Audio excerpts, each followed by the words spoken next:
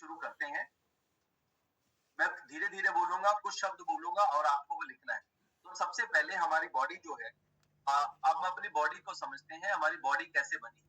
हमारी बॉडी में पहले है हड्डियां, फिर है मांसपेशियां, फिर है चर्बी और फिर है चमड़ी। लिख लीजिए मोटा मोटा। ऑर्गन्स को अगर निकाल दें, ऑर्गन्स तो चलो इंटरनल हिस्सा है, लेकिन अब वो ऑर्गन्स भी मसल और फैट से ही बने।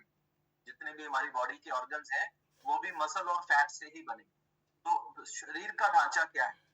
हड्डियां, उसके बाद मांसपेशियां, फिर चर्बी और फिर चमड़ी। तो अब शरीर कैसे स्वस्थ रहे? जो ऑर्गन है, और साथ में ये भी लिख लीजिए हमारी बॉडी में जितने भी ऑर्गन है वो मसल और फैट का मिश्रण है। आपका जो दिल है, दिल, इस दिल में 40% फैट है, 60% जो है मसल है। मसल ये प्रोटीन और फैट से बना हुआ है, राइट? तो अब आप ये लिख लीजिए नीचे कि अगर आप अपनी बॉडी को फैट वाला खाना देंगे तो आपकी बॉडी, अगर आप अपने शरीर में फैट को खाना देंगे तो आपका शरीर बीमार होगा या मोटापा आए। ये दो चीजें हो। अगर मोटापा नहीं आएगा तो आपकी एनर्जी अच्छी नहीं रहेगी। आप बाहर से दिखने में तो स्लिम ट्रिम दिखेंगे, लेकिन एनर्जी अच्छी नहीं रहेगी और आप बीमारियां वाला जिंदगी जो है हमें जीनी पड़ेगी।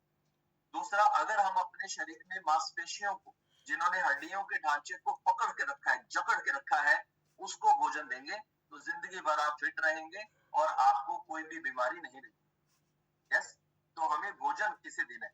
हमारे शरीर में दो भेड़िए हैं।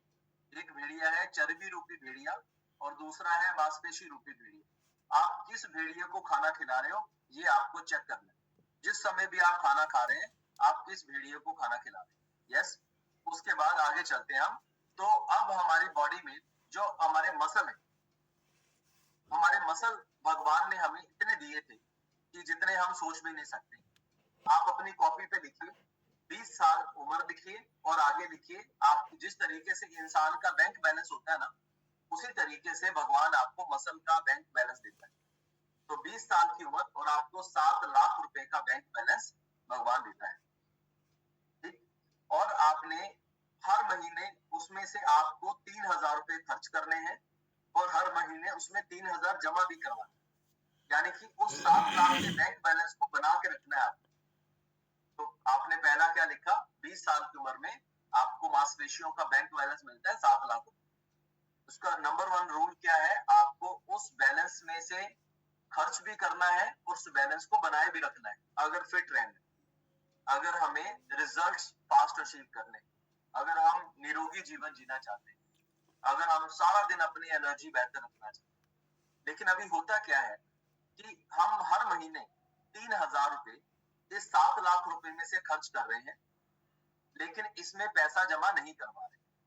उदाहरण के तौर पर मान लेते हैं अगर हम 3,000 रुपए हर महीने खर्च कर रहे हैं लेकिन जमा नहीं करवा रहे हैं, तो एक साल में कितना खर्च होगा?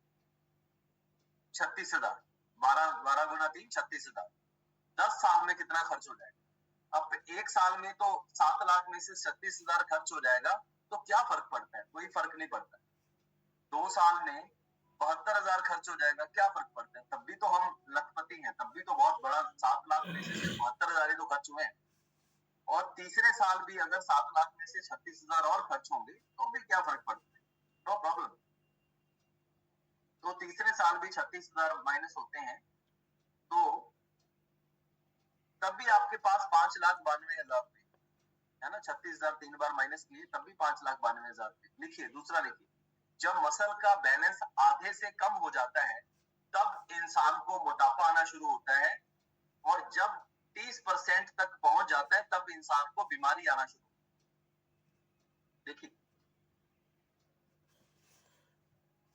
नहीं सॉरी, जब मसल 70%, इसे दोबारा से रिवाइज करते हैं, 70% जब मसल आ जाता है तब आपके शरीर में मोटापा बनना शुरू होता है।